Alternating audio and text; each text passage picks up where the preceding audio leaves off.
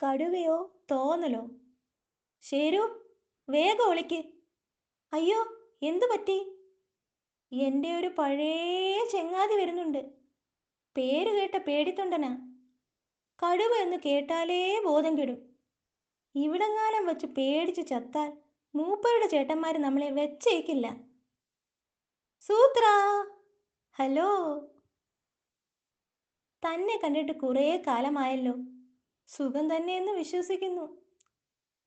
താൻ എന്താ അങ്ങോട്ട് നോക്കി വാചകം അടിക്കുന്നത്? അകത്താരാ?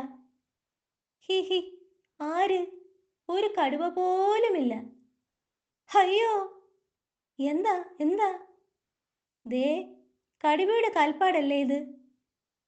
ഹേയ്, അതൊക്കെ തൻ്റെ തോന്നലല്ലേ?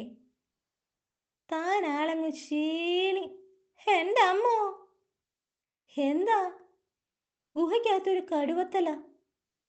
ഹി ഹി ഹി, ഇതും തോന്നലാണെന്നേ.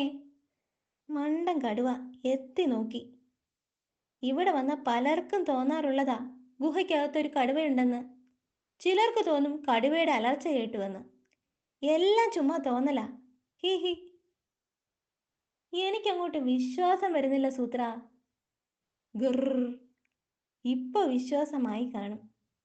തോന്നലാ തോന്നല്. ഷോ, അയ്യോ, ഇത് തോന്നലല്ല. തോന്നലാണെന്നേ. തോന്നലല്ല സൂത്ര. തോന്നലാ. അല്ല അല്ല അല്ല. ഹും. സൂത്രന് എത്ര വിശ്വാസമില്ലേ? ഇനി ഞാൻ നേരിട്ട് പറയണോ?